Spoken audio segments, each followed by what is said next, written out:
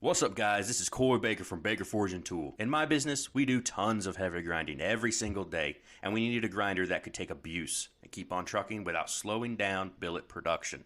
The AmeriBrade variable speed 2x72 is just that. All heavy-duty parts and framing with well-thought-out accessories that are easy to use and not bogged down with lots of tiny parts. By far, the best accessory item that AmeriBrade sells is their surface grinding attachment. It is absolutely foolproof and the best in the industry. With quick-release magnet system, there is no prying your workpiece off the platen. Very fast to slap a billet or a knife onto the table, engage magnets, and start surfacing with precise increments. On top of all of this, their customer support is outstanding. Eric and Kevin are always available and fast to help with any situation. If you're in the market for a top-of-the-line grinder, or maybe just an accessory to add to your existing setup, go to AmeriBrade.com and use the code HUSTLE100 for $100 off any grinder package. All right, next up, the Hustle and Grind Podcast.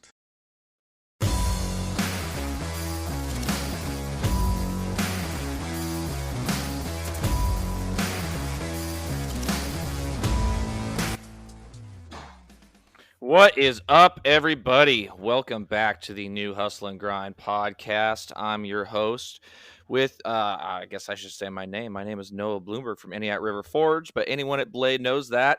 With me is your host, Ryan Coakley from Ryan Chadbourne Knife Works. We have a very special episode today that might be a little chaotic.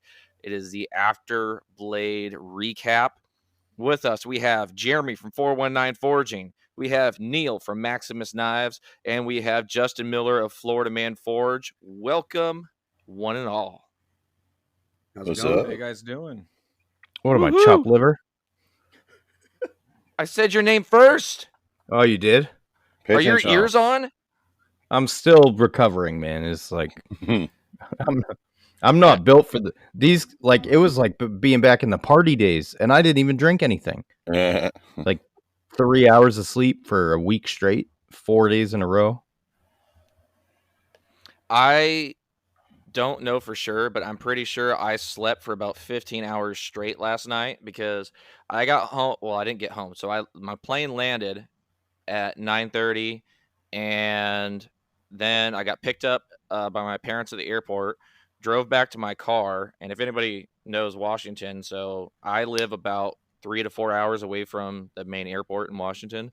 So then I had to pick up my car, and I went straight from there home, and I had to drive over the pass and everything. So I didn't get any sleep. I didn't sleep on the plane. I swear. Now we have Dustin from the Art of Craftsmanship joining. Welcome, Dustin. We're 3 minutes in. Sorry, we're 3 minutes in. You got great timing.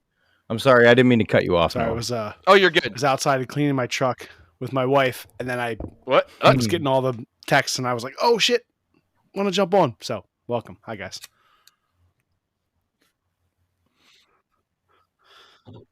So for the listeners, we could have even more people joining this podcast. We got just kind of like an open invitation for all the guys that were at Blade. So this could be slightly chaotic and a whole lot of fun. So I think just to start off with, we should just kind of get everybody's perspective on Blade, especially the guys that hadn't been there before. Jeremy, let's start with you. It was a really great experience, honestly. And I think if anyone's like on the board or on the fence about going, I think you should just go. Because even like not selling anything, I feel like I learned a ton from just being at Blade. What was your main takeaway from the whole experience? I think for me, it's the small details in my work, like fit and finish details. Like, stop being lazy and just finish them. You know, because you look at other people's stuff and you're like, man, what really sets me apart from them? And it seems to come down to fit and finish. So for me, it's just to be less lazy, I guess. Right on. Well, Neil, you've been to Blade before. This was not your first experience, but let's just go ahead and hear how the weekend was for you, and what were your main takeaways, and what was the funnest part of it for you? Well, I always enjoy seeing all the people that I talk to all the time. So that's a great thing. It was going in because all y'all were there for your first time except for Justin. because I saw him there last year. But so going in for your second year, it's a whole nother animal. You're a little bit more focused and everything, but I know everything y'all went through. So watching all the people that I knew had never been there before, like eyes light up and see all these people that they wanted to meet, and the actual look of enjoyment on their face was great. The fact that my old tired body was able to outrun some of these younger cats was kind of cool. But honestly, like the coolest thing, like, I mean, I learned a lot more because there was a different group of upper echelons there this year. So I was able to talk to some people and get some more feedback from different eyes on some stuff. And I brought more work with me this year. But the most fun thing, a lot of people don't even know I was really involved with, was the Blade Show build along with Josh Weston. I've been planning some part in that since basically last year. And we got to do a lot of that this year. So I was hanging out a lot with the Coal Iron guys and the Ameribraid guys and, Even Heat guys and Josh and his cousin or bro cuzzy, Andy. I say, and we were all hanging out a whole lot, and it was just a lot of fun. So I got to get up close and personal with a lot of people that I've been wanting to see for a long, long time, and it was great. And poking Noah every time I could see him was really fun. He hated it, so it was even better. All right. Well, I got two things to say on that before we go over to Justin. This is going to be kind of confusing, Justin and Dustin, but we'll make it work. So for those that don't know, the Blade Show build along is Josh Weston's pet project, and every year he makes a knife start to finish while at Blade, and he does a series of videos on this. Neil, is he a YouTuber as well? I think. I believe he's got YouTube. I mainly follow him on his two Instagram accounts, the Josh Weston, or not the, but Josh Weston, and then he has the Dragon Forge experience, because he does build the dragon sculpture forges that he takes to Renaissance festivals. So you can forge like a little hammer or forge you can hammer forge a little knife out of a dragon's mouth, which is pretty cool. Yeah, so this year was pretty cool. He got a billet of Damascus from our boy Micah over at MD Edgeworks, and so it turned out really cool. It had an S grind on it and some really cool handle scales. He etched it in gator piss, so he was hanging out with the guys from Baker Forge and Tool for that as well. So that was a really fun project. The other thing is that I made a huge mistake because I let slip on the podcast that one of my pet peeves is I don't like people touching me. And I'm just generally a person that kind of just like stays in his house and in his workshop. So this whole thing was very it was a anxiety filled experience, made worse by the fact that Neil took it upon himself that me saying that I don't like being touched was a personal challenge to him. So I can honestly say that at no point in my life have I ever had that many men grabbing my rear end or touching my side at any point in my life. So thank you, Neil, for that. You're welcome. All right, so Justin, let's hear from Justin with a J, Justin Miller. Let's hear from you about your experience. I know you've been to Blade before. What was this weekend like for you, and what was kind of your main takeaway or your favorite part about it? Well, I think we know my favorite part of the Blade weekend. The sticker adventure was definitely my favorite part. I love going to Blade. It's a blast. This is my third year, and I just go to hang out, and there you go. That's it. That's the sticker. Yeah, I just like going and hanging out, and especially meeting new people. You do get to see kind of where you stand in the whole scheme of things, looking at other people's work. Oh yeah, for sure. It can lift you up, and it can also kick you way, way down. But it's a good motivator. It makes you want to get back into the shop and actually get some stuff done. So our listeners have no idea what you're talking about with the sticker adventure. Is that something that you want to talk about here? Sure. I really can't really say where I guess I got the idea. Pickle changed his pickle cutters. Nick Tobin changed his profile picture one day, and it was late. I may not have been in a great mind space, and I thought this needs to be a sticker. So I went on Sticker Mule. Clicked around for a few seconds and ordered up a pack of 100 and just kind of went from there. Started passing them out, and I didn't do a lot of the legwork. Everybody else, anybody I handed stickers to, kind of took that job for me and ran with it, and it turned out great. They were hidden almost everywhere at Blade Show, out of Blade Show, in food, everywhere. So, I mean, that was it's like a grassroots movement. I mean, that's amazing. Neil, what you got, buddy? Yeah, so I was actually going to come say something because I knew this was going to come up. So my whole thought is, I know where I put one in between, and it's a sign somewhere on the grounds of the hotel. Okay, so there's these signs. You have a sign facing one way and a sign facing another way.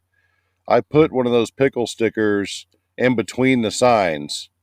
Oh, if it's still there next year, and somebody finds it, Ooh, I might give them a knife. Nice. The first person. So it's somewhere on the property of the Cobb Galleria, in between some signs. Yeah, we have that. All right. Well, there's a challenge for everybody. Yeah. So when the whole Instagram verified thing came out, everybody started switching their profiles to their faces so that they could sign up to get their little blue check mark. And I love every single one of you guys, and I understand why a lot of people, myself included, have their photo as one of their pieces of work and not their face. So. And again, I love every one of you guys, so don't hate me. Don't hate me. I'm just telling the truth here, guys.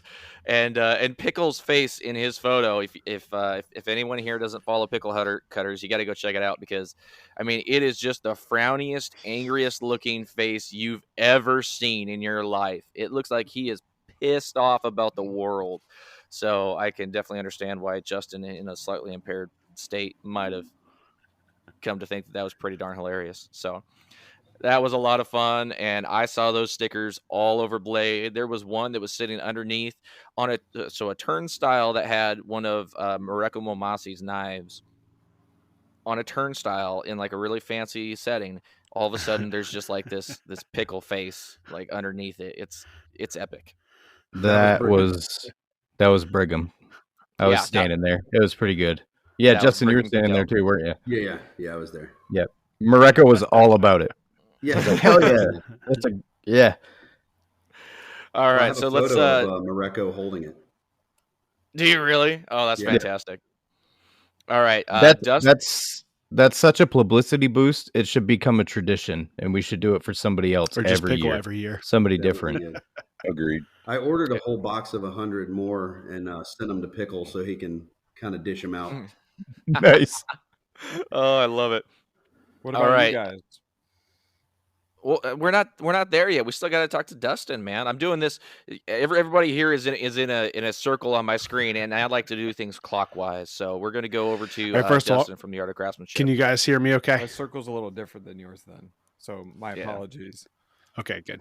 Just double checking. I can't see the wavelength on my end, so just making sure you can hear me. No, it was awesome. This was my first time at Blade Show, and I was down with my brother Devin. He's super busy today. Got home and kind of fell into all sorts of stuff that had to get done, including he had a flat tire on his truck when he got home, so he's been dealing with all sorts of shit all day, and he wanted to hop in, but he sends everybody their well wishes. But no, it was a blast, and I think my biggest takeaway was just like how easy to talk to everyone was.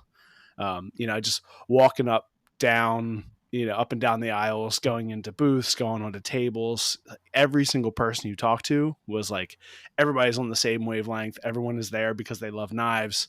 Everyone's like laid back. You're talking to people from like Spyderco, and they're just as easy to talk to as the dude who's got his table for the first time. And, it was great. I saw a lot of people that I love their work, and I've been inspired by their work for forever, and got to talk to the people like that. And then, got to meet a few people who really liked my channel and stuff, which was really cool and really humbling as well. So it was awesome. It was a blast.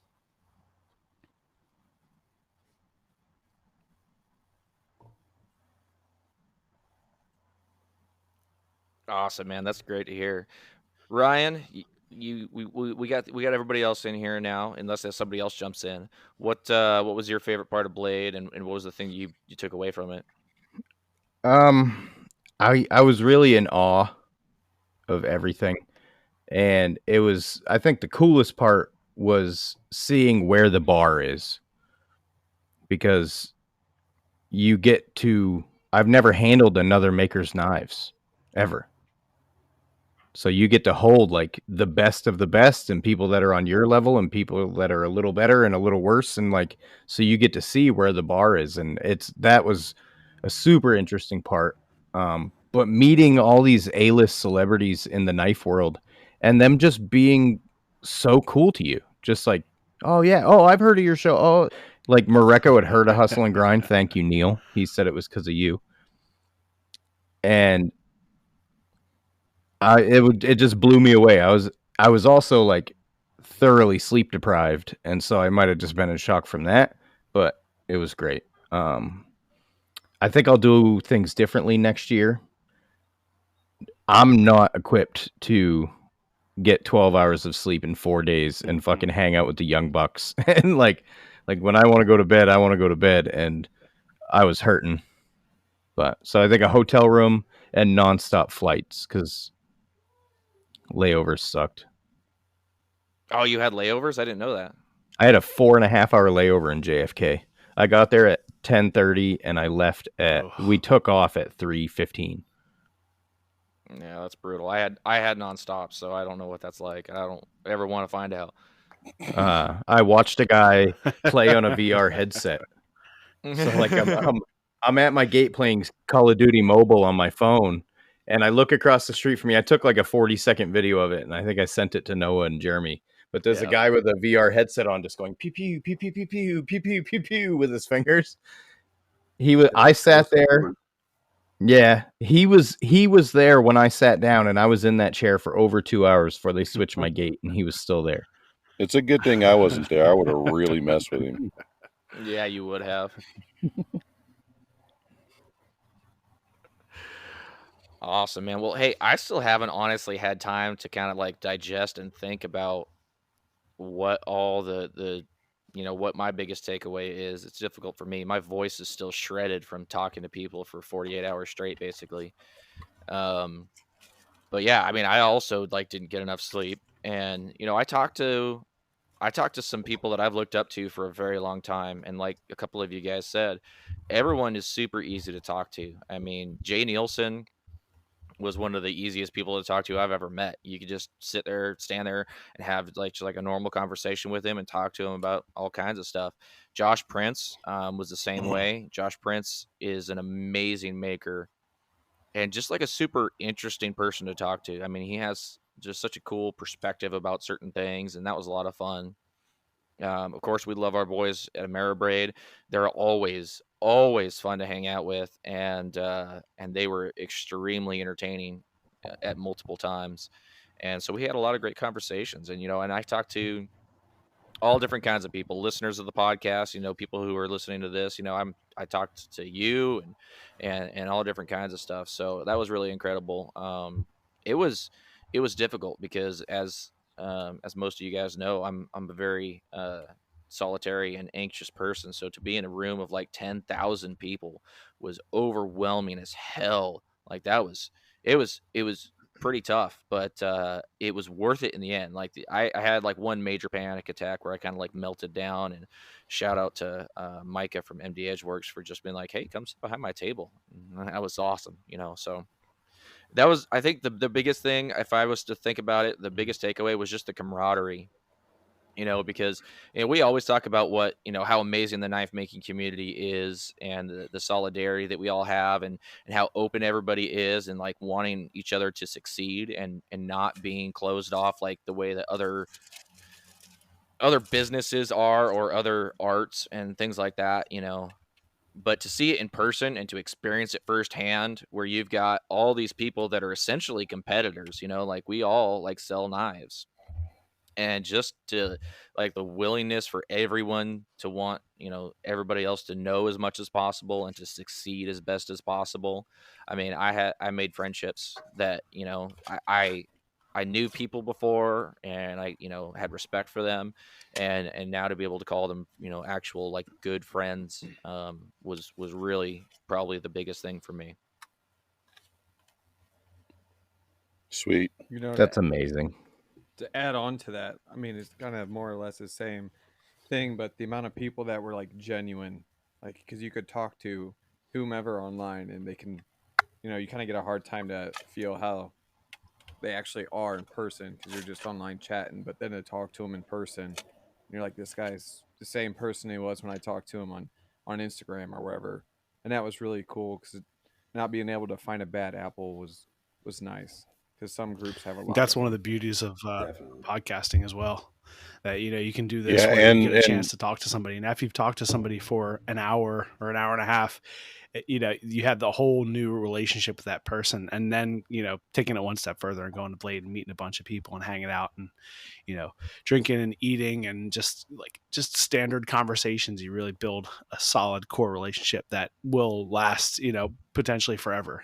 Like, you may not talk to this guy again until next year, but once you get back, you're already going to have that, like, over that hill. That's my brother and I, why we love podcasting, because we can have those conversations with people that 10 years ago you would never had a chance to have a conversation with somebody like that unless you like sent them a message and got their phone number and met them somewhere. But otherwise, that's the beauty of podcasting and big shows like this.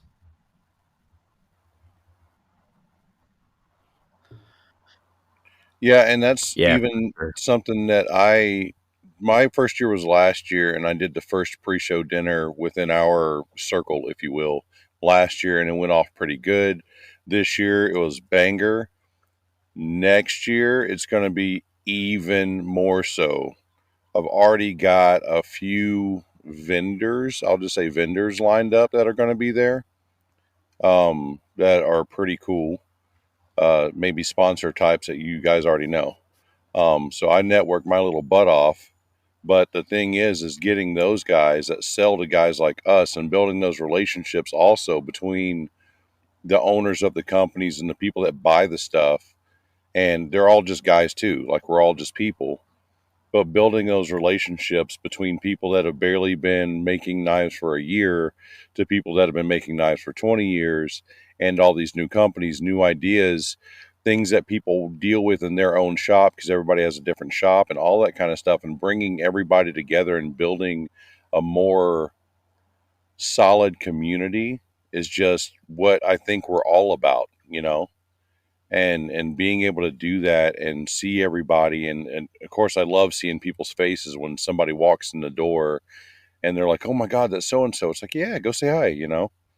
And doing it before the madness of the show, where it's just everybody's chilling. It's like the dinner after the show too. Like, whether it's the burger place or Brian House, again, I'm sure everybody's going to say thank you for buying all the barbecue, having a big supper, everybody just sitting around, just having a great time without that extra anxiety of walking around and seeing a bunch of crap. It's like you're just in your own little pod for a minute.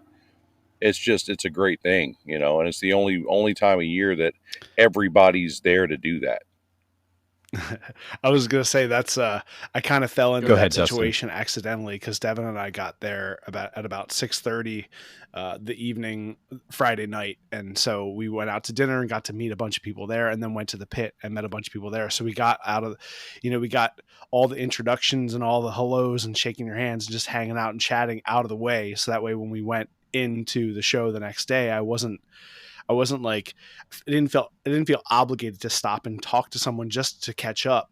Although that would have been cool, but it gave me a chance to really see more people. Like with you, Neil, like I saw you the night before, so I got to meet you there and say hey. And then through the show, we just passed a bunch of times and we're just like hey, because otherwise I would have wanted to stop and talk to you and say like, see what's going on and what's up. But this way, it gave me the chance to just really like spend my time seeing as many booths as possible, which I still didn't see, probably not even half. It's crazy.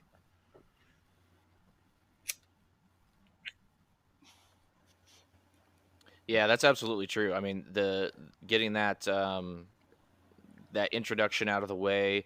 And I mean, a huge shout out to Neil for setting up the house that we were staying in and introducing people. I mean, I was cooking onions and I turn around and there's Jordan from JB Blades, just like standing showing off these knives that like I've seen on Instagram and stuff, and it's like, oh shoot, here he is right behind me. And then Coy came up and said hello to me, and it was like just a great icebreaker to just kind of meet some of these people that were going to be, you know, around at Blade. And I talked to Jordan quite a while at Blade and everything, you know, but because I'd already met him, it was a lot easier. So just kind of easing into that situation was definitely a huge thing. One of the people that I met there was Greg from Phoenix Abrasives. And that was crazy because I've talked to Greg a number of times, but of course I've never met him. I mean, it was just so cool to just be able to walk up and be like, hey, you sponsored my podcast, you know, like, hey, how's it going? And like talk to him and stuff like that. And he's a super cool guy. And we got to talk about different types of abrasives. Jeremy, you were there at one point. We were talking about different types of abrasives, just like we do on the podcast, but it was with somebody who, you know, definitely knows his stuff. And obviously he sells all the things he needs to know about them. And so that was really awesome. I got myself a brick of blue polishing compound that TSA definitely thought was a kilo of cocaine on the way home. Because I asked him to wrap it up really good so that it didn't get jacked up and like all over my stuff. So they wrapped it in bubble wrap and then saran wrapped the outside of it really, really well. So I got to unwrap that. I got to unwrap that in the middle of the airport. Oh, it was fantastic. Yeah. So, speaking of Phoenix sponsoring the show, Ryan, let's take this opportunity to go ahead and play an ad here for Phoenix Abrasive, since they are kind enough to sponsor the show. Not a problem. And I would like to shout Greg out before I do, because he helped me get Kayla Cummings on the show, and she's booked for August. So woo-hoo, that'd be cool. Got to make my mama proud. My mom is a humongous Kayla Cummings fan because of the show. Right on, man. Hustle and Grind podcast is sponsored by Phoenix Abrasives, your one-stop abrasive shop. When you go to phoenixabrasives.com, click the shop icon in the upper right-hand corner to find all the abrasives you'll ever need. Check out the Incinerator 36 grit ceramic belts, along with the Trizact Gator belts that the hosts of Hustle and Grind use every day. When you check out, use code HUSTLE10 for 10% off your entire order. There we go. Thanks, Luke. We appreciate all the ad reads we get from Luke at Craftsman Forge. We like to play a lot of silly games on this podcast, and we're going to keep it to a minimum, actually, because we knew there was going to be a lot of people on the show. We are going to do a little bit of fake news, though. Normally, we do our best to make fun of people like Justin Miller as much as possible. So Florida Man Forge is it's pretty great to have him on the show because we do a segment called Florida Man that we do pretty often, but we're just going to do some fake news today. Ryan, do we have a stinger for that today, or are we just going to roll into it? Oh, yeah. Thank you for reminding me. Oh, well, the only one I have uploaded is Where in the World. Okay, but it's awesome. It's a good one.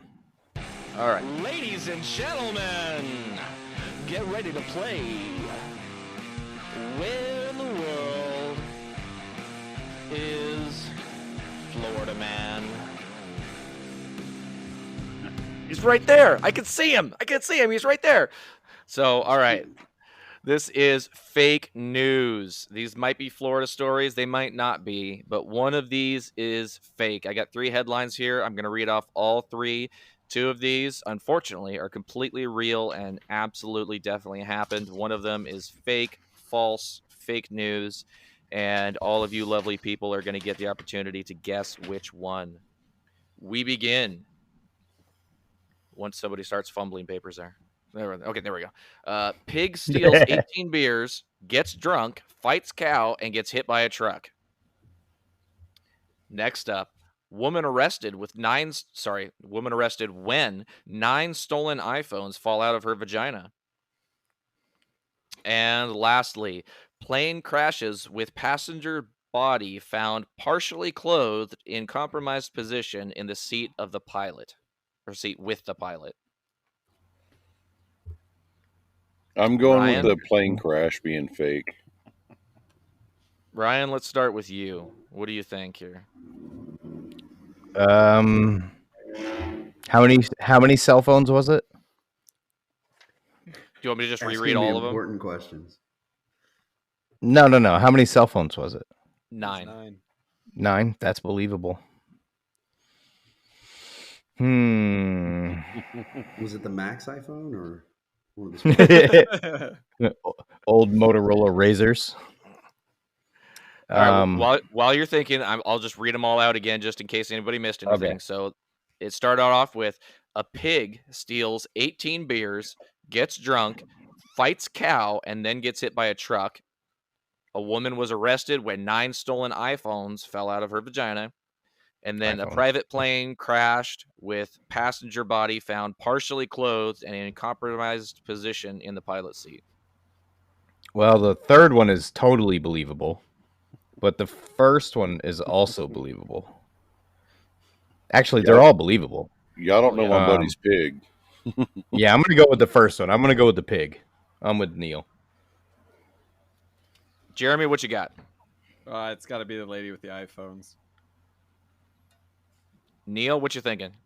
I mean, I think I've seen pigs I've seen them get drunk. So I can actually believe that one. The pilot, well, you didn't say what size plane though, so that could be a private 2-seater with just him and his girlfriend. So that's a possibility. So I'm going to go with the lady with the phones. Mr. Florida Man yourself, what are you thinking? I feel like I've heard the story of the pig.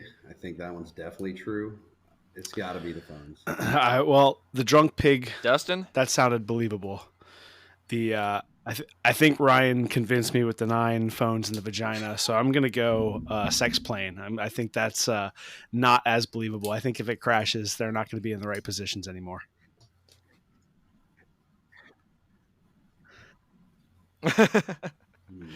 All right, final answers all across the board. Nobody wants to change? Good to go. All right. The fake story was the woman arrested when 9 stolen iPhones fell out of her vagina. That's a lot. Yeah. So the edges are too sharp on an iPhone. Here's the thing. See, I see these stories that people send me all the time, and people send me stories believing that they're real, and then I have to Google them, and then I find out that they're not, and then I have to put them in the fake category, and then they get, it goes from Florida Man story over to fake news story and all this stuff. The article originally read 23 iPhones, and it was a legit Photoshop story with like a news anchor and everything. It looked really good. It was pretty impressive. Neil, what you got? The whole thing with the pig, like I said, I've seen a pig get drunk drinking beer, but you gotta really read that whole thing aloud again. It got drunk and decided on its own to go fight a cow, and then was trying to go back somewhere and got ran over by a truck. I mean, it's like basically trying to leave the pit with one of the random hookers and getting hit by a car. Were some of them ladies of the night? Yes. There was hookers in the pit? Yeah. Whoa, I actually saw one that was probably a pretty nice escort, and the body language was really, really saying, this is not a normal conversation we have, but let's get out of here. And yeah. I've never met a hooker. I would have paid her just to question her about her day. So interesting. Yeah. Can we get you on the podcast? Yeah, exactly. Wow. Wow. So do you wash between rounds, or? Yeah. Do you call them John, or? What do you keep in your purse? Hand sanitizer? Oh my God. All right, so real quick, the pig stealing the 18 beers, that was sent in by KH Daily. Thank you, sir. And then the private plane was sent in by our very own Luke Johnson. And that one was difficult because it was actually like a pilot's report that was written out in plain person language, which I don't understand at all. So I had to decipher it and then turn it into a headline. But basically, the long and short of it is that there was it was bad. Don't give your pilot boyfriend a BJ when he's trying to fly a plane is the moral of that story. Like, just save that for the ground. He had to have crashed because he was coming. Airhead. Or he was going. Why else? They were going down. In every sense of the word. I would like to shout out Kyle Daly, though. KH Daly, he is the most humble, most generous motherfucker I think I've ever met in my life. He is so cool. Cool. I signed up for his class and then slept through it, and I felt bad. I'm sure he appreciated that. Yeah, I mean, he said it was cool. He goes, he said I wasn't the first one. I'm like, okay, well, as long as I wasn't the first, we're good. I mean, you already paid for it anyway, so if you want to pay to sleep, that's on you. Right, yeah. No, Kyle's a great guy. He's on, if y'all don't mind me plugging, he's on the Knife Perspective podcast over there. But they're definitely a good group of guys, that's for sure. Absolutely. Jeremy, what you got there, buddy? I was just curious if you guys had any regrets from Blade. Ooh, regrets from Blade. I like that question. Neil, let's start with you. I regret not having a bigger house with more people in it, because I enjoy that a lot. No, I just enjoy it a lot. Super fun. My whole thing, like the last year we had, like, I even slept literally on the floor last year because we didn't have enough beds. So I just didn't care because I wanted everybody to be there. But I think we only had like technically 3 or 4 beds last year. This year we had 8 beds, 2 couches, an air mattress, and there was 3 couches technically, but nobody used them. And people were even like whining about no one taking the master for whatever reason. I just didn't want to because I already had my stuff in one room. But having a house where people can actually lay down and sleep somewhere comfortably, whether they come in at 10 o'clock or they come in at 2 o'clock, lay down, go to sleep. There's plenty of showers and yada, yada, yada, sinks that don't work or whatever. But it's just one of those things. Like, if I had a little bit bigger house, and, I would have not had any issue saying, yeah, so-and-so and so-and-so. I'm still Brigham. I know you're going to listen to this, dude. You will be staying wherever I'm at next year. Don't worry about it, okay? You can ask, but I'm going to make sure you're there, okay, buddy? But yeah, finding out that people are... Yeah, no tent camping in yards, dude. I mean, I'm sure it was fun. Don't get me wrong. But, if it was up to me, I would rent a Georgia mansion with 20 rooms. And, people can come and go as they please. I mean, there's plenty of vehicles there and yada, yada, yada, so forth and so on. But it's just a great time. Great time. Well, or plenty of vehicles you got left. Or get left. Yeah, there's vehicles if people pay attention, if they're the last one out of the house, Jeremy, with the keys, Jeremy, to a car, Jeremy, so they don't have to come back and pick everybody up, Jeremy. But yeah, you look, but you didn't knock. Justin, what was? Did you have any regrets from Blade? No real regrets. Just I'm awkward as hell, so I have a hard time introducing myself to people, and generally assume no one gives a shit about meeting me. I probably could have introduced myself to more people, but I was stoked to meet you, so much so that when I found out that was your chair, I stole it so that we had to meet. Oh, Jesus Christ. I sat next to your wife. I was like, whose chair is this? She goes, my husband's. I go, what's his name? She goes, Justin Miller. I go, cool. Fucking sat down. I spent the entire weekend looking for you, actually. So, I mean, it's all well and good to be humble and assume that nobody gives a shit. But I finally, on, what was that, Saturday night is when I first met you. And I was like, dude, I've been looking for you everywhere. Because, I mean, no offense, I didn't really know what you look like. But yeah, somebody told me you were there and the whole sticker thing. And I'm like, well, shoot, I got to meet him. Like, what the hell? And I couldn't find you anywhere. So I was super, super stoked to be able to finally meet you and have a conversation with you. So that was really great. Yeah, I regret meeting Justin Miller. From Blade? That was a real tough time. That was right at the beginning. It was great. You come up and Justin Miller. I was like, "Holy shit, that's so cool!" And then you like hand me one of the pickle stickers, and I was like, "Yes, I got a pickle sticker. It's great." Heck yeah, man. And I got free No, I think craftsmanship stickers. one of the I met a lot of cool people that I've been inspired by for years. One guy who I didn't get a chance to meet was Walter Sorrells, so I regret not meeting Walter. That would have been really cool, and not staying longer. It's a long trip down, and like for us to drive 12 down on Friday and then stay Friday night and Saturday, and then leave on Sunday. Like I'm thinking maybe next year we'll just I'll just take off like. Maybe I'll leave Friday, like take a half day of work on Thursday and leave Thursday and get down there like Thursday night. That way I can have all day Friday and all day Saturday. So not being able to, if I would have had another day, I would be able to meet a lot of those people.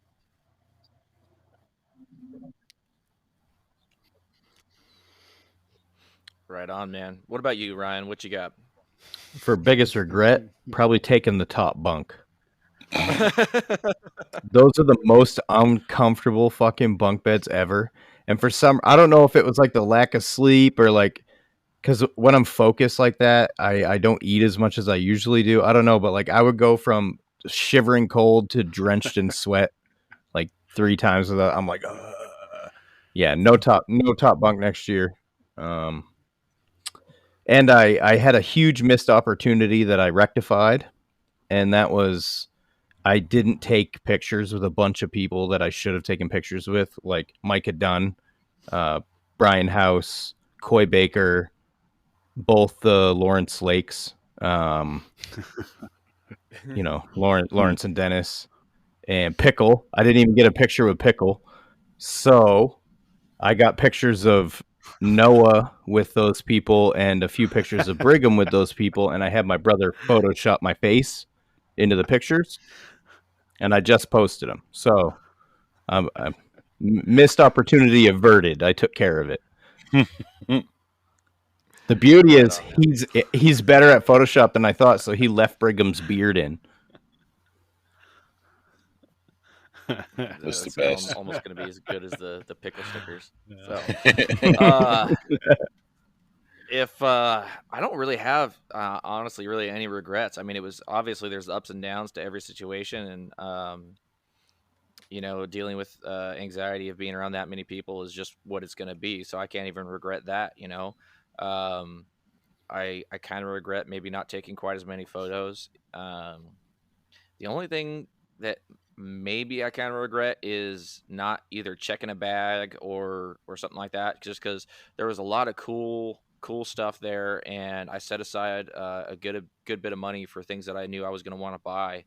I swear, I got to meet one of the guys from Blenheim Forge over in London, and I had a pretty good conversation with him, and I kind of wanted to buy one of their knives, and I couldn't, because there was no way I was going to get it home unless I shipped it or whatever. But anyways, shout out to Jeremy for shipping me all the other stuff that I couldn't take on the plane.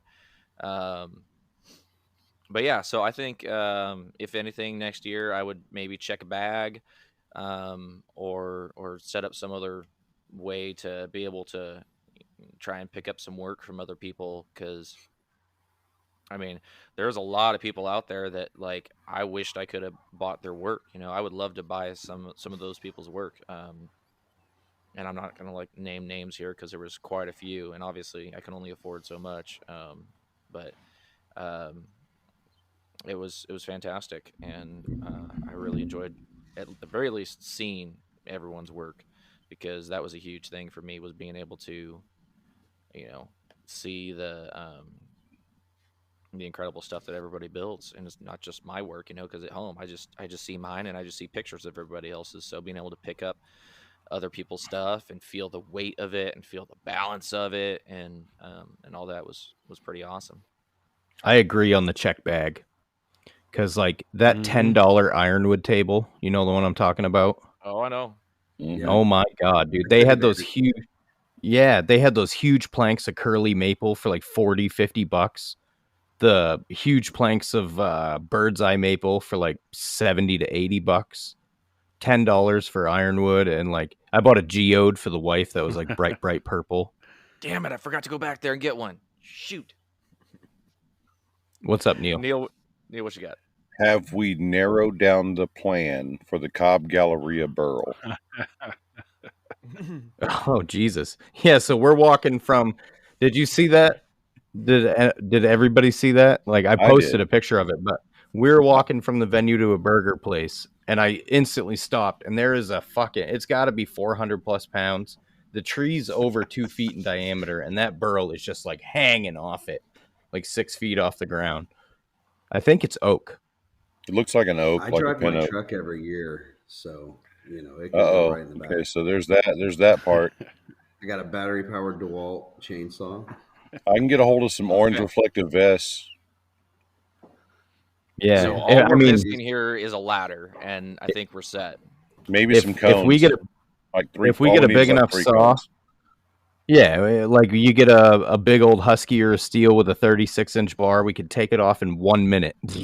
Just saw it right off, land it, and let it drop into the back of the truck, and speed away. I'm sure people do worse in Atlanta. Right. So here's the question: Do we take the battery powered saw, which is nice and quiet, and take a couple cuts, and do it in the middle of the night, or do we do the orange vests, cones, and just make it look like we're supposed to be there in the middle of the day? I think the middle of the day caper is so much more fun. It's all about the confidence. Because we can get really good video of doing that. Someone. Yeah. I do a lot of road work, so I can get the hard hats and the vests. We'll just take some of the temporarily take the parking barricades that they use at the venue and just like make it look all legit. Yeah. So it sounds to me like the professional redneck Justin Miller here is pretty much key to this plan next year. So we'll be counting on Justin to bring some. And then I'm the obvious fall guy if it goes bad. Florida man from Blade Show. I'm not taking the rap. Sells it for $10,000. Right. It's been there obviously for a long time, so it'll be known to a lot of people. It'll be great. We just got to make sure anybody that listens to this podcast doesn't go and grab it before we can. I mean, we already planned it out and everything live on air for them, so they're going to be getting some ideas in their head, like, "Oh, I got to go get it before those guys get it next year." The great burl caper of 2024. The great burl caper.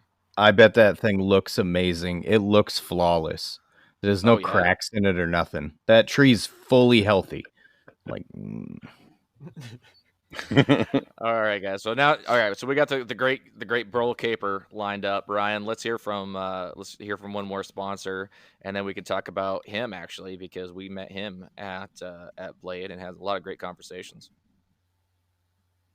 Hustle and Grind is sponsored by Maritime Knife Supply. Whether you're looking for steel, abrasives, handle material, forges, epoxy, or anything for making in general, Maritime Knife Supply has you covered. And in the U.S. or Canada, they ship faster than the great Cobra chicken goosesses that their country is known for. Go to Maritime Knife Supply, and when you buy a 10-pack of belts, get 10% off. And tell them we sent you, eh? Thanks, Luke. So that was we just got another person join the chat. That's Micah Dunn. Can you hear us, Micah? Hello. Hey, Bubba. We can see him. Okay. Well, he's here. I don't know if he can hear us or if we'll be able to hear him here in a minute. One of the best goodbyes I saw from Blade was you and Micah, and it was when we had 3 hours to sleep, and I heard your boobies clap together, and you guys hugged each other, and it was a beautiful moment. That is fantastic. I appreciate that. I don't even know what to say about that, but yeah. Just so that everyone's aware, I really doubt that anything would ever happen between me and my wife. We're a pretty good team and everything, but if anything were to happen, Micah would probably be my next in line for my next marriage. So I'm just gonna go ahead and say that out loud, just because that's the truth. Because that man's beard is something I would bury myself in. He's a gem. He's a gem of a human. If my wife and I ever broke up, I would totally go sleep on his couch. He's just here. We'll hear it later. I don't know if he's hearing any of this. I don't think he is. I texted him, but did y'all see or hear about what I did to Micah after? Because we already discussed it. How Josh Weston got one of his billets of Damascus that he made. And what he made was a maelstrom pattern from Mareko's pattern list. And so Josh Weston made a knife with the maelstrom pattern, or maelstrom, whatever. And Micah and you guys and all left early Saturday night because y'all are weak sauce, which is fine. I still love you. And about an hour later, Mareko showed up, and Mareko's messaging me. No, anyways, I was doing my ADHD thing, but we just played musical chairs. Micah popping in fucked the signal up, but we got it all fixed. So I'm trying to remember. We were talking about. We were talking about a couple different things. I think we were talking about Maritime because we just played our ad for Maritime. We got to meet Lawrence for the first time, which was awesome. He's a super cool dude. And then I think I was talking about my romance with Micah. I think a little bit as well. But Micah didn't get to hear any of that, which is sad. It's a lifestyle choice. I'll go back and listen. Oh, okay. All right. Wow. Dustin, what you got, buddy? The best part about Lawrence too is he was standing at my table for a minute chatting with me, and then we played the good old people watching game of is that a sugar daddy or a grandfather and granddaughter? Good times. Can't it be both? We are in the easy Alabama. As a preemptive pit hooker. Lawrence is way more funny than anybody would assume because he's not even when he does lives, he doesn't say anything. Like when he's doing a raffle or giveaway drawing, he just shows the numbers, hits generator, and is like, "You're good to go." Yeah, pretty much. Up until Blade Show, I didn't even know what he looked like. I knew everybody had said that he looked, he bore a striking resemblance to Dennis Tyrell. Dennis Tyrell, thank you very much. But yeah, and it was true. The first time I saw him, he was standing behind someone else. I'm going to stop trying to remember people's names here because my brain is just awful at that. So I was like, wait, is that Dennis? I was like, wait, no, hang on a second.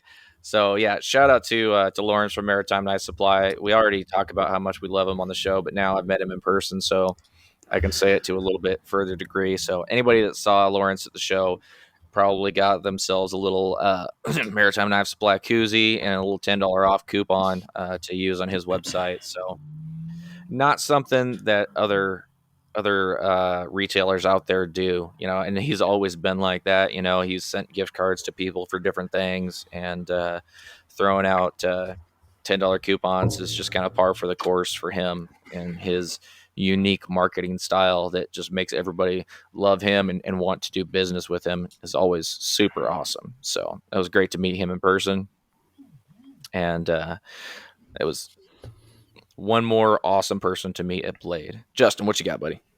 I think he nails it. Word of mouth has always been nothing to do with my knife making, but my regular company, we've always been word of mouth. And the way he conducts his business, he lets his customers find new customers. I heard about Maritime. Everybody talks about him.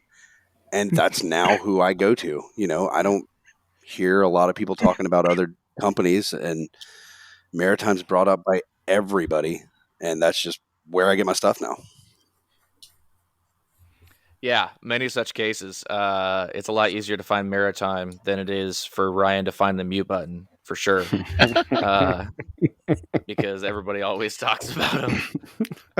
I'm so sorry. I'm so sorry. I was trying to hold it and get to the button and it didn't work. I'm sorry. No, I was coughing because I smoke weed while I'm podcasting because I'm an idiot. All right, so let's getting back into the show here, we've already talked about a few things. Micah, before you were on, we were just kind of going through, and everybody just kind of said what their favorite thing about Blade was, or what their one big takeaway was, and then if anybody had any regrets, what was your biggest regret from Blade Show? So favorite thing for sure, 100% was hanging out with everybody. Like I'd hung out with Neil, I've hung out with Justin, I've hung out with a couple people that I hung out while we were there, but there were a ton of people. You guys, all Jeremy, Dustin, Noah, you and Ryan. Even some other TikTok guys, like Matt Berger. Me and him have been buddies for forever through social media, but have never actually met. Drew Machado, if y'all know him, I don't know if I said his name right, and if he listens to this, I'm sorry if I butchered it. But Viking Chef Forge, one of the coolest guys. He does like a lot of Ren fairs and stuff. He's a solid dude. Got to hang out and meet him. But just that camaraderie that we see through social media actually coming to life. And like I was talking with my wife this afternoon, it's like, how it's like whenever you regularly talk to your best friend from when you were kids, and then when you actually get to hang out with that person and like nothing skips a beat and you're just still the stupid little kids that hung out whenever you were in high school. It felt like that with this group of guys, or with all these groups of guys, because I feel like we constantly talk to each other, sporadically, yes, but we still constantly talk to each other, and like really truly making that happen in person. It's just a whole different beast, Yeah, it's strange how, like, I'm with Noah. I am a extreme introvert. Like, when I go to get stuff at the store, I get like a week's worth or 5 days worth, like, so I don't have to leave. And usually in these like big, thick social situations, I'm terrible. But when you're there, like, we're all each other's people. You know what I mean? We're all there together, even though a lot of us have never met for the same exact reason. We're there to network, we're there to buy stuff, we're there to sell stuff, and we're there to learn shit. And it's awesome. I was not expecting that. I thought that I'd be like popping fucking relax me pills all weekend long, and I was fine. It was more like the lack of sleep and the miles and miles and miles of walking you do. Like, did anybody wear a pedometer or a Fitbit? I should have. Somebody needs to track the mileage. Neil, go ahead. I have an Apple Watch, but I was going to say with Micah, he's the only one sitting here right now that had a table. I was going to, because I want to have my stuff lined out and have a table next year, just to get an idea of his first year being there and having a table. What's it like from the other side? All right. So can y'all hear me pretty good? Yeah, you sound good. Okay. I knew y'all said it was a little bit quiet earlier. I'm trying to talk loud, that way it doesn't come across like crap. So with the whole regret thing too, I don't regret having a table at all, because that show was 150% worth it. Like, seriously. Especially trying to push chef knives. It was like people stopped constantly. But I wish I could have got to walk around more, but honestly, I'm happy I didn't, because I had at least 3 instances where I would go walk, maybe make a 5-minute lap, if that. And when I got back to the table, the person watching my table would say, "Hey, these people came by. They were really interested in this knife right here. They really liked it. They said they were going to come back by. I never saw them again." And as the maker, somebody walks by, looks at your stuff, and is like, "Oh man, did you make this?"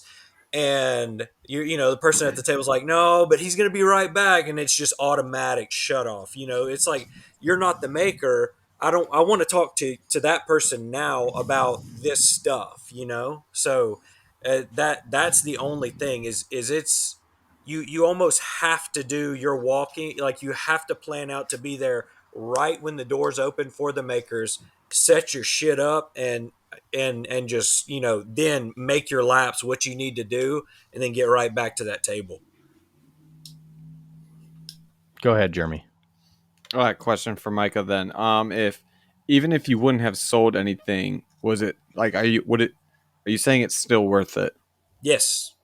Like okay, so like you hand out a ton of business cards type of thing, like you think people are like interested in something that you didn't have but you can definitely make. Yep, because one I had one sale from posting videos and pictures of my table on Instagram and Facebook and all that other stuff.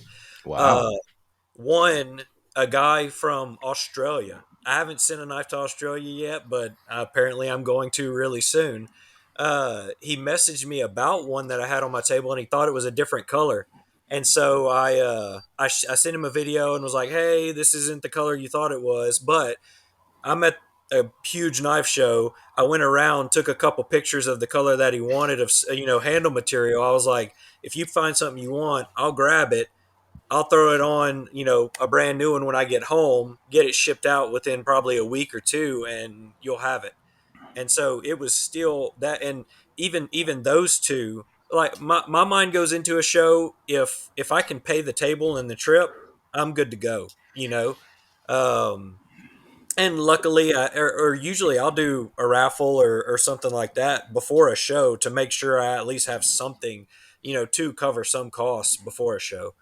But even if I wouldn't have sold anything and had, people like Mareko and Jeff Royer and, oh man, who else came? There were, all of those other just super high end, super high quality makers come by my table. Steve Schwarzer, coming by my table and like picking my stuff up and saying, "You are on the right track. Keep doing what you're doing because like you're moving in, like you're moving 100 miles in the right direction." Just that, like that affirmation of that is enough to say, yes, I need to do stuff like this, not just carry around 4 or 5 knives, but have a full variety of what you can do and have it at the peak quality that you can put it at for what you're trying to put out there. It like people notice that. So I was insanely impressed by your work. And after looking at, because, when you first get there, you try to go to these makers that you emulate or like idolize first so that you can see their work. I didn't see a huge difference between your work and theirs. Like your work is exceptional, bro. It's fucking amazing. It's awesome. Absolutely. One of the coolest things I noticed while I was at Blade was things I need to change in my knives. Like my chef knives need to be thinner, not by much, but they do. They need to be thinner. I've got too much meat behind my edge. And like once you pick up enough of the high echelon makers knives and all of them have that one difference from yours, you're like, okay, that's what I'm doing. That's not right. And that was a cool thing to be able to like see and pick up on. yeah. Yeah, the amount of people that walked by my table, dude, and picked up a chef knife and were like, "Oh, that's light. That's really light." And they smiled, and I was able to say, "Yeah, that like this shows you how much unnecessary metal goes into mass-produced knives." Because I mean, really and truly, most of the mass-produced kitchen knives, the edge is almost like a bushcraft knife, like that's how they're profiling them because it's quick, it's easy, you can knock it, or it's machinable. You knock it out and you sell it, and that's why mass produced stuff is so cheap. But the stuff we're producing is just that peak performance from the edge to the thickness to the weight to if you're like you're doing the diamond grinds or S grinds or any of that stuff. We're trying to meet that peak performance for what we're putting out there. Yeah, for sure. I learned in Bob Kramer's chef knife design class that diamond grind and S grind are the exact same thing. Yeah. And I thought they were different, but they're not. I was confused. So I guess I should call them S grinds, but hold on real quick before Noah goes. I wanted to shout out a guy who is 2 tables down from you, Steve Ramos. And he's only got like 260 something followers on Instagram. His work was fucking impeccable. All mirror polished. He only uses genuine stone for the handles. He was right next to me. Oh, he's right next to you? Yeah. His work was unbelievable. And then when I looked him up on Instagram, I was like, he's only got 200 followers. That's a fucking crime. So everybody go check him out. It's Steven.e.Ramos. Just followed him, so we're good there, man. Cool. His work was unbelievable. And he does the leather work and everything. And his leather work, I was like, Jesus Christ, bro. Like, you know, when you look at somebody's work and you're like, holy fuck. Like, that was the moment I had when I was looking at his stuff. So everybody should follow him. He's doing like 4 bevel hollow grind daggers that are just perfect. It's really high level stuff. But go ahead, Noah. Sorry. Oh, no worries, man. Sorry. So I just kind of wanted to, what you were saying there, Ryan, about what you took away was that, you know, maybe your edges have too much meat behind the edge. Let's go around here and just kind of ask everybody, looking at other people's work, what was one thing that you thought that you measured up pretty good with? So like, let's say there was an aspect of different blades or different work that you thought, wow, I'm actually doing okay. And what was one aspect where you were looking at other people's work and you thought, that's what I'm going to work on next. You know, like that's where I have an opportunity to make my knives better, or my work, or whatever it is. Ryan, you already said, so I'm just going around the people that are on my screen here. Micah, what did you see? Oh man, finish work. I'm totally gonna get into the whole gator piss stuff, because that's everybody who had super clean Damascus, you know, etched to dark. I mean, that's what everybody's starting to use, and I like ferric, but it's so finicky sometimes. Like one blade will etch one way, one blade will etch the other. I kind of stopped doing coffee because of the same thing, because I was tired of putting one blade in and it would do one thing and the other one would do the other. Same thing with Damascus. I think I'm going to start trying to forge thicker and then grind away more, because there's times where I'll try to forge too much because I like forging and I want to do that more.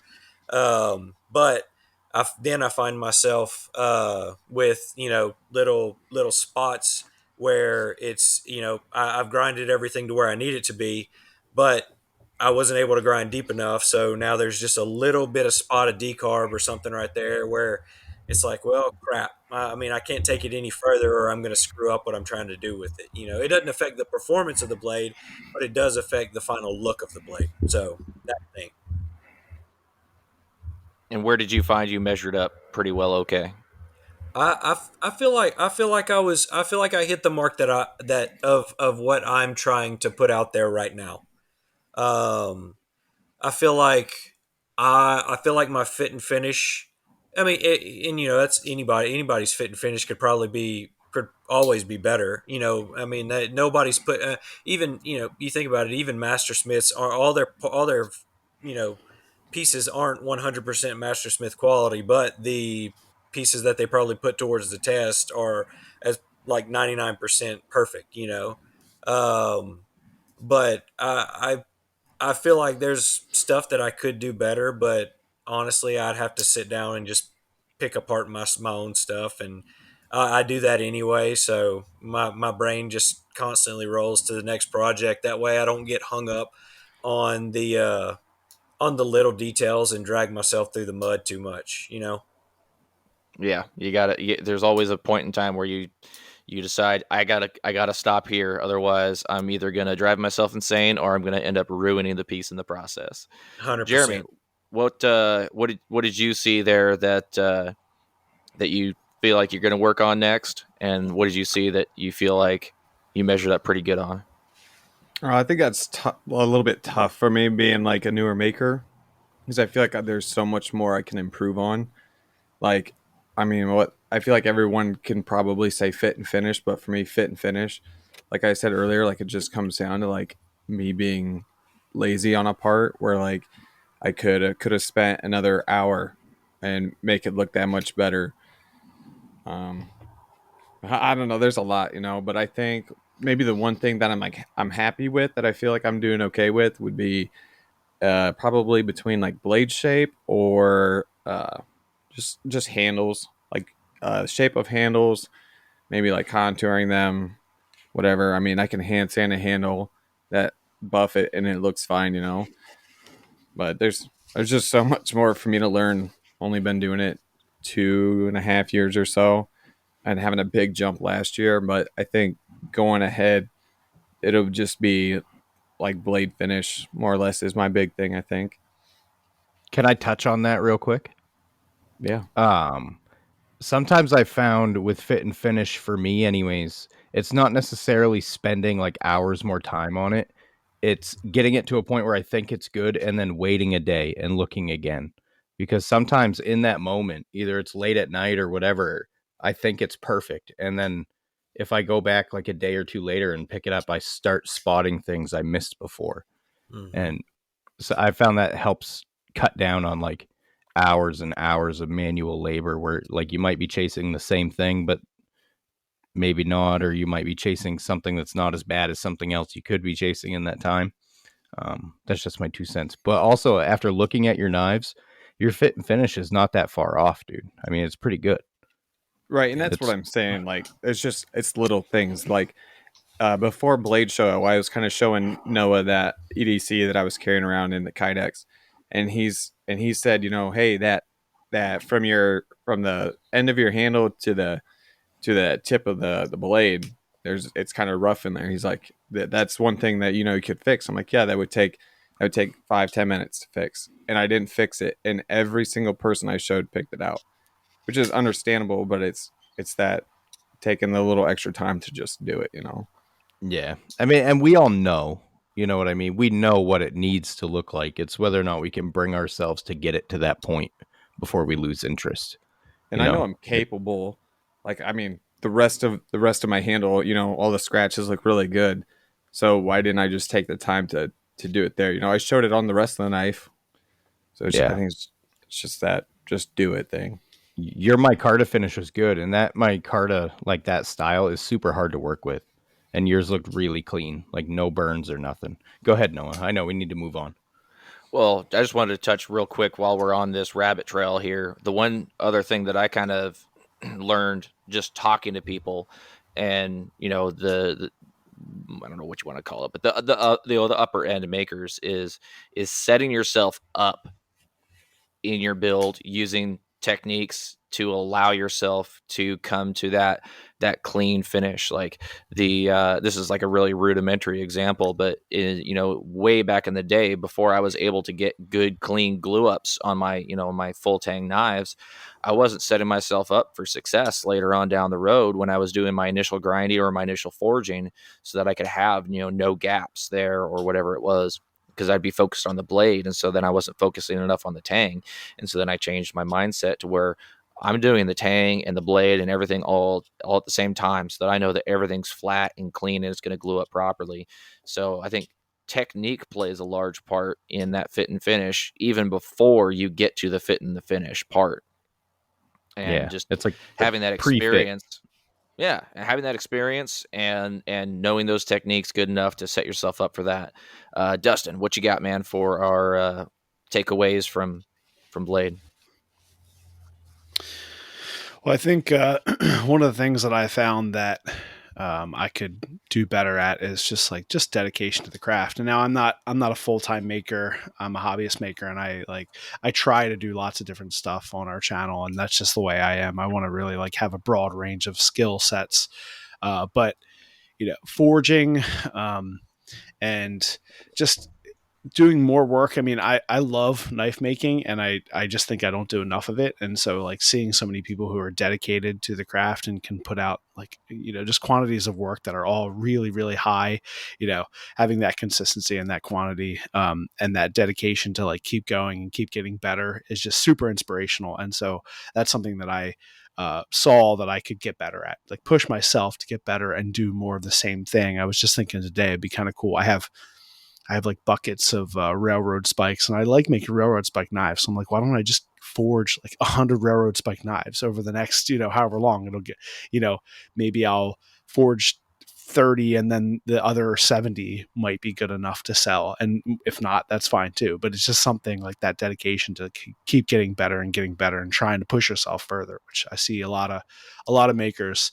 at Blade Show we're doing. And that's really inspirational. The thing that I was really happy about was that I talked to a couple makers. I talked to Lynn Ray and I talked to Michael West, and both were like, the one thing I love about their work is the proportions, blade to handle and lines. And that's something that I really try to do. And they were both, we had this similar mindset, and just comparing myself with other makers and my own mindset on proportions is something that I think that I do pretty well. So that was kind of a cool takeaway. And Michael West, he really liked my knives. He's got like some of the craziest knives in the world. And then we all know Lynn Ray and his just everything he does is just perfect. Everything just seems like the handle and the blade together, the proportions and the juxtaposition between the two is just impeccable. So that was one of the things that I felt good about leaving the show, that I thought that I, kind of after the years, I mean, I've been making knives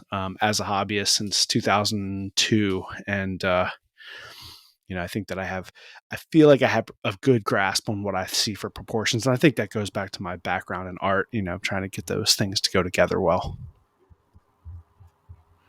Those are some really great takeaways, man. I didn't even know Lynn Ray was there. That's incredible. I didn't see him or anything. So awesome. That's phenomenal, man. I'm really happy for you that you got to do that. Yeah. Justin Miller, what you got, man? I think I just need to make more. That's my biggest holdback, is making more and quit giving up on stuff. Like, I've got so many knives that I just get disgusted with or stop liking. I'll set it down and come back like a week later and I already hate it, and I just try to start something else. I just got so much stuff that I start and never finish, and it's kind of holding me back from progressing. Well, what was your positive takeaway? We can't just do negative, man. We got to do positive. My positive takeaway, I think I do some things well. Looking at some people's work, I see some things that I definitely wouldn't let myself get away with. But a lot of things that I need to. I mean, it definitely is. It shows you where you stand for sure. Humbling. I was muted. I was trying to touch on your first point, but I was still muted, so I'm an idiot. But feeling that way, like hating your knives, I believe is 100% normal. I hate something about everything I make. Yeah. Everything I make. And after talking to my brothers who are both tattoo artists and like, physical art like that, they feel the same way. Every tattoo they do, there's something about it nobody sees but they hate. And only another tattoo artist would see it. Yeah, for sure. That's why I haven't sent you your tomahawk. I hate the two that I've made for you and have to do a third. Send them. Send them. No, send them. I'm not going to care. I'm going to love them. I'm going to throw them at shit, and it's going to be dope. If I will send the garbage ones, but I will make a good one. That's awesome, man. Yeah, and I mean, I completely agree. I mean, not even 2 hours before we started this podcast, I was messaging with Ryan and Jeremy on this knife that I'm working on, and I did my initial fit up, and I looked at it, and I hated it. And I'm like, well, okay, now I got to change this. So, I mean, the knife's almost done, and I'm going back and I'm fixing stuff because I look at it and I hate it. So that is something that we all struggle with, and it's not new at all. Dustin, what you got, buddy? Is that though like that you hate what it looks like, or is there something you did along the way? And I'm kind of asking everybody, but because I feel like when I get the most frustrated when I'm making a knife is when I like fuck up something that I know I shouldn't, and I'm like doing it and everything's going well, and then all of a sudden I'm there with my respirator and I'm like listening to a podcast and I've got everything on and I'm in my shop and I'm like, motherfucker, because I know I fucked up something that I shouldn't have, in the grind or like whatever. I will say that I often like my work, but it takes a long time to get to that point. Maybe it's like the end goal, I think just trying to avoid those screw ups along the way. Yeah, that's definitely something that I think we could have a whole conversation about. Yeah. Jeremy, why don't you hold on just a second here? Let's get Neil's takeaways, and then we can come back to that actually. So let's hear from Neil on what he saw that he was inspired to work on and what he felt he measured up on. I was a genius and took my mono steel non-forged stock removal knives and showed them to Morocco. So that was great. Made me feel great. No, actually, honestly, I did because Charlie Ellis, so Morocco, Charlie Ellis, and Neil Kamimura and Noah Vachon, when it comes to kitchen knives especially, are where I get my inspiration for ergonomics of the handle. And everybody who's been around me knows that I talk about that a shit ton. Because they make stuff that doesn't look like necessarily it would be comfortable. I mean, I remember the first time looking at Morocco's faceted handles going, there's no way that's going to be comfortable in your hand ever, and then the first time I made a faceted handle, even though it wasn't that good, I was like, wait a minute here, something's going on, And so I've designed all my stuff based off of things, and I've talked to them about it along the way, and they've brought me up to speed. So giving Morocco one of my faceted handles or it was a semi-faceted, it was more Western still. It wasn't quite as, hard faceted, but he loved the shape. He loved the way it felt and all that kind of stuff. But knowing that, then the RS petty knife, this the petty pairing, the one that some of you got to, like Micah got to use it during the initial dinner there on Thursday night, cutting up everything. The one that helped cook the dinner, he loved that handle, even though it was a little thin. It wasn't a little thin as a problem, but it was a thinner handle, perfect for the size of the knife and all that kind of stuff. He said it was great. So getting that kind of feedback, knowing that everything I've been trying to do with that was, well, like you say, affirming that. I mean, it was a great thing to hear that, because that's the goal I've been going for, is something you can hold in multiple positions and work with it all day. And it's great. Having real chefs have my knives doing the same thing is great too. What I could work on, and it's things, you get to a point where what you skipped out on and what you could have taken more time on. But even just on my spine, where it's like when I think I've got the edge soft enough, I could go a little softer. That little detail work, like my fit ups and all is good. I mean, you just got to take your time sometimes with that to make sure you got everything squared away. But definitely something that was pointed out to me that I overlooked even on the smaller knife was when I was doing my final finish kind of run across grinds on the spine. There's one spot where the scratch pattern changed directions right before the little harpoon. And after it was pointed out to me, it's like, I guess I just kept, my brain just kept overlooking it. But then that's now all I can see, even though it would take like 3 seconds with some double aught just to run across it, it'll just clean that little line up, no problem. But besides that, doing more forging, trying to get more comfortable doing stuff like integrals and getting blade profiles down while forging without having to do as much grinding after the forging, which is something that, I've even talked to Micah about. That's something I know I need to work on, because it's not, and there's nothing wrong with never forging a knife and only ever doing stock removal. Obviously, Ryan does it amazingly, but I love to forge also, so it's like having that option of either way to go. Like, and Micah had it on display also, having budget knives. These are like quick, easy, simple. You can pay less for them, or here's, a feather canister knife, and it's beautiful, awesome, cool, double faceted, kind of crazy handle thing going on, and it's bitchin' knife, and you can spend like $1,000 on it. Like, what do you want to do? Having those options down and trying to figure out where I need to be at with all that kind of stuff is something I need to work on too. So yeah, and then of course going with 2 or 3 knives versus at least having 6 or 7 to an event like that, even if I'm just walking around, would have been more handy, but I just wasn't really 100% sure on how that was all going to work out. But yeah, no, yeah, I mean, just details, you get to a point when it's all details. So just have to keep working on the little things till there aren't any more little things that you can see. Then ask somebody else, like Ryan was saying, put it down and come back to it tomorrow and see if there's some little thing you might have just overlooked or missed. So I think that's both really good things. I'm really happy you're able to get that cool feedback from Mareko and everything. I want to go back to our regret question. I regret not asking Jeremy to bring down one of my chef knives to show to some other makers, because he has one of my chef knives, and that would have been the easiest way, and I didn't even think about it. So that was my regret. Dustin, you brought up kind of the aspect of hating your own work. So let's touch on that real quick. We've already been on here for quite a while, and we need to jump over to an after show pretty soon. But let's just go ahead and everybody can kind of touch on that. Oh, wait, I didn't answer the question. Okay, I'm just going to answer the question real quick. Jiminy Christmas.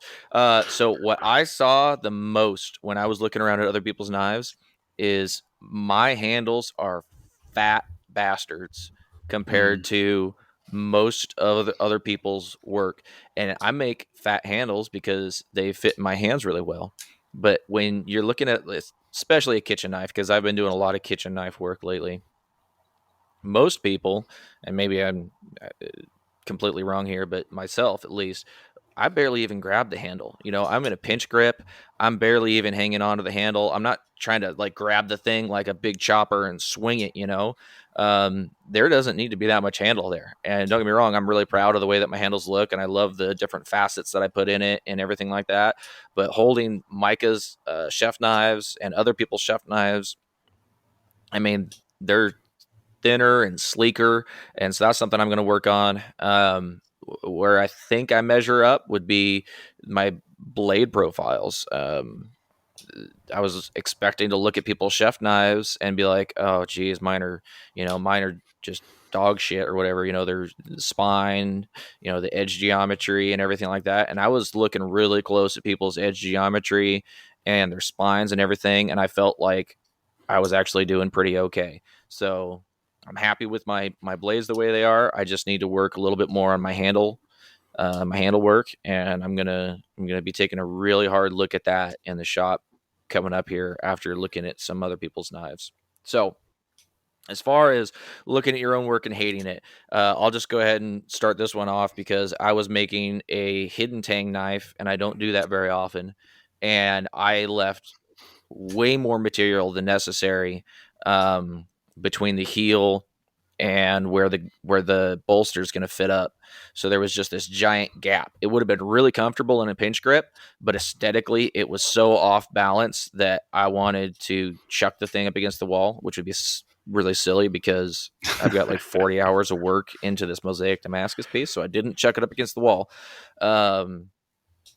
But yeah, so it's just things like that where you get to a certain point and you think that something's going to look aesthetically pleasing, and then you get down to it after all this work and it's not. And you're like, well, shoot, that sucks. I freaking hate it. Or another example is I make EDC knives and I try and make them as cheaply as possible. And so I made this little knife called the Shotgunner. And after I'd sold a ton of these things, I just looked at them and I decided that I hated them. And it was like, maybe I was just tired of looking at them or whatever it was. I was like, I'm never making another one of these again. And I came out with a V2, and I'm happy with the V2 until I start to hate it. So it's just either something that you thought was going to look good and then you decided that it didn't, or something you just get tired of looking at and you decide you hate it after that. So that's where I'm at. Let's go around again. Micah, what you got? So I'll touch on but what you said just a second ago about the handle shapes. I think about it, the whole thinning it out and being smaller or being fat or being square or being, an oblong shape. Think of it how people talk about measuring the amount of Damascus you will have at the end of your billet. You know what I'm saying? Where you measure those square inches. So if you're going with a square, like figure out what ergonomically works in your hand, what feels good, and then change either the width from the sides or the height of the handle and play with that, because you can keep that same mathematical ratio on a full handle, and you can make it thinner all the way down, but it can be deeper on the handle and it can still fit great because your hand is going to conform to that even in a pinch grip. And that's something I've tried to push excessively, um, of every single one of my handles. People will hold the handle and they'll be like, yeah, I like it, but that's a little bit different. And then I say, hold it like this, and I put their hand in a pinch grip and they're like, that feels amazing. And so I shape my handles to try and force people into that pinch grip, because people are nowadays, unless you're a professional chef, nobody knows what a pinch grip is. You know what I mean? Or not nobody, but not, I bet you 9 out of 10 people just grab a handle and they hold it like they're about to go chop something, Right. instead of actually a delicate pinch grip where you have a ton more control of what you're trying to cut. Because if you only the only time you're going to chop anything in a kitchen, and who even uses a cleaver in their freaking kitchen anymore, everything that we get 9 times out of 10, either you cook it to where the bones fall off, or it's going to be boneless. So why do you need a freaking cleaver? You know what I mean? I feel like a badass. That's why. That too.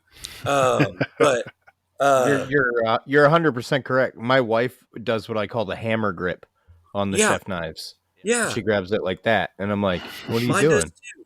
And it drives me nuts. And I'm trying to work with her to actually understand. You have so much more control like this. But I try to focus. Aesthetics can change, like you were talking about your V1 V2. I had some little hunters with Hamones on them on my table, if you guys remember seeing those. And that's probably the fifth version of that blade, just flat out. And what I do is pretty much what you did. I'll run the ones that I have, and then I change what I don't like, and then I'll run the ones of those. I'll do probably 10 or 15 of them. And if I really don't like them, or if I get some mixed feedback, I'll change it. And those are like the fifth version of those. And I've just constantly, aesthetics are constantly changing. Ergonomics are, the number one necessity of everything. So, but what was the original question?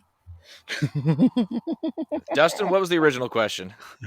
Actually, I think you hit on it. It was like what part of the knives that you don't like, something that you hate, or something that, doesn't turn out. I forget who else said it, but I brought it back up as like, what is that thing that, or something that you screw up, and, and then you're angry at yourself, and you're like, oh, it's trash.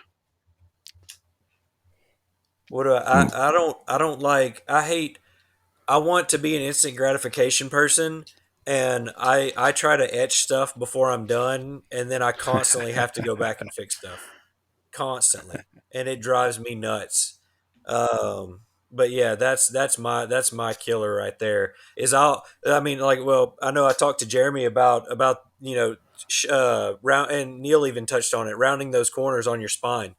Um, and I'll be instant gratification, and I'll etch the blade. The side, everything is at like 600 or 1,000, even up under the heel of the blade. It's all good. I'll etch it. I'll pull it out, and I'll be looking at it, and I'll turn it to where I look at the spine, and it's like 120 scratches all the way down the spine, and I'm like, oh freaking A, so. Jeremy, what you got for things that you hate about your own work, and what those things are, and how you go about fixing the fact that you look at something you made and decide that you hated it? I think my number one thing is if I look at something and I'm like, this thing is absolutely hideous, I'll go to other makers and I'll send them a photo and be like, either ask them what they think is wrong or what I should do to fix it, because having another set of eyes on it is really nice. And then even like what you did today, you sent it in, and to me right off the rip, I was like, yep, I think you should move those shoulders forward. And maybe to you that was like, yep, that's gonna fix it. Maybe you didn't see it, you know what I mean? So just having another set of eyes on something is it's just super useful, I guess. And other times I'll look at it and say, can I make this a hidden tang? Because I really hate the handle, if it's too short or something, I finish forging, it's like, well, maybe I can turn it into something else. Maybe that wasn't the plan, but what's Jason Knight say? We don't make heirs, we make smaller knives. That's right. Yeah. So. Yeah, there was a T-shirt there that somebody was passing around or selling, and I didn't find out where that was. I think it was actually right behind Micah. They were selling those, and I never got one. It was the little kid. It was the 12-year-old that that makes the knives himself. His dad was there. I got one of the shirts, and I can't remember the name of them. Yeah, right, if you do remember, or if you see it, shoot me a DM, because I want to see if I can buy one online or something. I'll shoot you a picture of it. I have it in the other room. Sounds good. Dustin, you're the one that originally asked the question. Do you want to go ahead and answer this one? Yeah, I think one of the biggest things, I guess, is just like looking back at old work. I kind of forget what I've done, and then I pull out an old knife that I made, and I'm like, oh, that's crazy. Like, I have no idea how I would have liked that knife at that time. It's like, what was I thinking? I actually had the thought, like, maybe I'll bring one of my like first knives, or I'll bring the first YouTube video that I ever made was a knife for my wife, and I like pulled hers out, and I was like, maybe I'll clean it up and bring it along just to show people as like the novelty.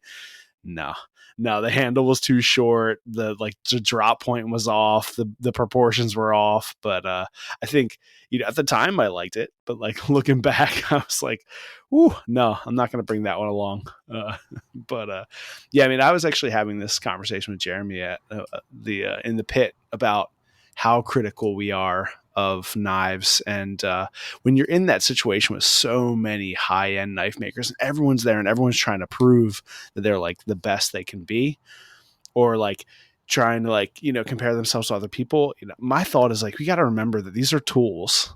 Like, this is something that you ideally want someone to use, and if it's too perfect, or I don't know. I mean, like you're talking about, Jeremy, on like this, your spine with like the little bumps. I was like, I can see it, but like, it's for an EDC knife, for like a knife you're going to use, like, is that really going to make any difference in the knife? No. And I can see what you're saying, Jeremy, like you're holding yourself to a standard, and you can like do that thing. But I think, sometimes we're a little bit too critical. I'm really happy with belt finishes on my knives. I rarely ever hand sand. I also don't make a ton of culinary knives, but for what I make, I think as a tool, I want it to work a certain way, and sometimes I think we're a little too critical on how far we need to push things, but that's everybody's own perspective, I guess.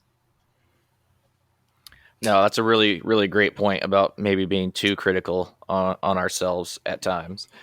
Justin, you got anything on this one, man? As far as I'm concerned, my problem is I take so long to make anything. Like, I'll set something down and I won't see it again for a week. And like, it's almost shocking that, like, man, I just don't want to pick this up again. And I kind of have to force myself to jump back into it, or not even having a plan. Like, when I go to forge, I just want to go in and just start making. And I really should draw something out or have some sort of plan before I just start mashing on steel. I think that could save a lot of my headache. That's a good point. Yeah, for sure. Neil, we're going to get to you and get your answer on that. Micah, what you got? I was just going to say, I try to do the draw stuff out, because I see so many people do that, and my brain doesn't work like that, because I want to throw like 3 or 4 different things in the fire. So I try to go in with the plan of, okay, I've got this piece, and this piece. I'm going to do 2 chef knives and an EDC, and let it flow. Or I go in with, or I think, okay, I want it to look so, at least a Santoku, and then just roll with it. Those kinds of things. That's something I do, that if it helps because I feel like you and me kind of have the same similar squirrel brain sometimes.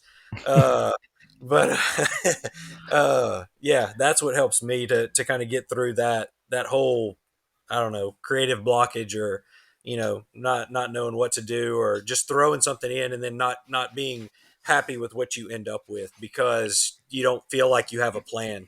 Even a small plan you can grind it to shape. Yeah, I do that same thing, Micah, and I call it the sculptor approach, because a sculptor will go up to something and just let the knife become what it is. And it also, for me, helps prevent disappointment, because if I dicom the blade and I lay out where I want the bevels to stop, the first time I go past that line, I'm going to be so pissed off. I'm going to be discouraged on the knife. But if I don't even set that goal for myself and I just let it flow, like you said, and let the knife become what it is, I don't feel that disappointment. It makes the whole process a lot easier for me. I fully support that. Unfortunately, there's only certain areas where that works. If you're trying to do like a production batch, or if you're trying to make, a set where you need them all to be the exact same, that isn't allowed anymore. So you kind of have to work where you can with what you can. But if you're buying handmade knives, you don't want them to look factory. You want them to have the human element, which is a minute difference in every blade. You know what I'm saying? That depends on the person buying them, though. Well, and it does that. Why would you want identical knives from a hand maker? Like, man, I don't know. You gotta talk to your customers. I mean, everybody is different, and every customer is different. Jeremy, did you have your hand up a little while ago there, bud? It got answered, so I just go let Neil take over. All right, Neil, where are you at with when you hating my own stuff? Yeah. Well, I mean, some challenges I've had, longer stuff. I'm not, for some odd reason, when I start grinding longer knives or anything, honestly, anything past about 11.5 inches, I don't know why it's about 11.5 or 10.5 inches, I start having issues with keeping probably about the last, I'd say maybe the last third almost sometimes of the bevel leading up to the tip. My tip will start to lead one way or the other. Like my bevel start to kind of push the tip around. No matter what grind I'm doing, it doesn't matter if it's like a big ass like camp Scandi kind of knife or something, or a bigger, more flat grind kind of chef knife or anything like that. It takes me so much more time to do those because I have to slow way down when I get near the end to make sure I'm not. And I think I know what it is after screwing up enough, is you got that much more leverage when you're coming across. If you're not using a push stick or something, you end up pulling that. I used to shoot a whole lot, and you can squeeze a trigger a little too fast and jerk the barrel off by a millimeter, and downrange your bullet 200 yards downrange is 4 inches off. And it's the same thing. It's like you barely bump the handle, for example, if you're down on that end of the tip, and it just pushes it across the platen just enough in a weird enough way that it just moves the metal differently. So trying to keep. I was going to say that sounds like a grip issue. That sounds like you're holding it the same spot the whole way across, so you get it like a pivot point almost. Yeah, that's what I'm saying. You can end up torquing it with your hand. Yeah. Right. So, learning that as I get into the bigger and bigger chef knives, especially because they're so particular and small or thin. The average person honestly doesn't need a 10 plus inch chef knife. 10's about the limit. When these people are wanting a 13 inch yada, yada, yada, I'm like, how much tuna are you really cutting up? I mean, invite me over, are you doing swordfish steaks tonight? I mean, what the fuck? So, it's not a normal thing, unless you're doing a big brisket slicer or something like that. But like I said, working that bugs me a lot. Or like the ones that I brought to Blade Show, I jumped on thinking I could just jam on a radius platen because I've worked on it a little bit and do an entire radius bevel that I've never done before. And I got some bobble issues in my bevel and I hated it, but I didn't have enough time because I waited. I procrastinate sometimes too, which I think we all do. And then, we know we can work fast and get it done, but then we don't think we're ever going to make a mistake and have to fix it either, because we've done it 100 times. And all of a sudden you make that mistake and you're like, oh, this is garbage. Like that wasn't my best blade work that I brought on the bigger chef knife. On the small one, it was fine, but it was bugging me the whole time. Because I ended up grinding a recurve into a chef knife, which isn't a normal thing, even though some people do it to be stylized, but it's not. I don't know. I don't like it, so it was bothering me. But it's still a cool ass knife, and it's still sharper than shit. But it just things like that get to me a lot. Then I get depressed, and I don't want to work in the shop for 3 or 4 days, and I got to call somebody and cry, and then everybody's all good with that typically. But yeah, don't call me. I hate it when people cry. No, that's why I don't ever call you when I'm I usually call Jeremy because he thinks his work's not worth any kind of money, so it makes me feel better.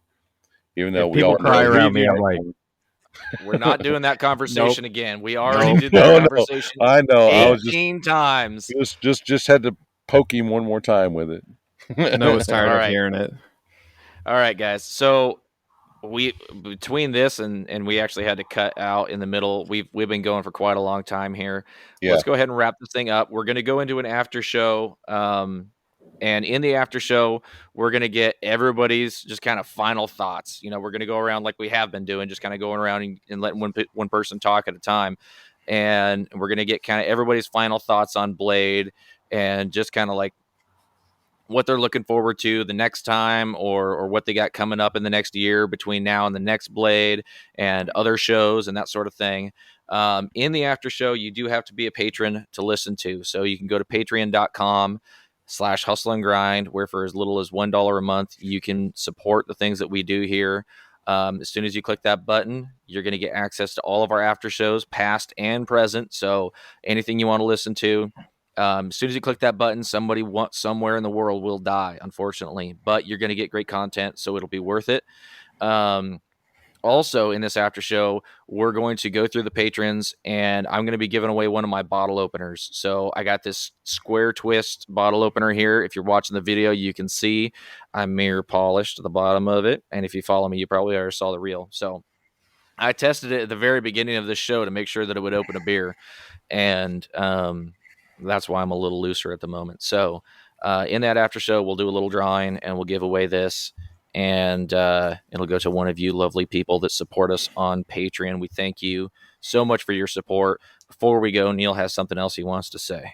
Yeah, so all the people, it'll be real fast. All the people that are patrons are going to get to learn about a really, really cool thing about the pre-show dinner next year that no one else is going to hear. Ooh, cool. That right there might be worth going over to patreon.com. So, Ryan, why don't you go ahead and wrap us up and get us out of here, bud? I thank all of you boys for coming on. It was a blast.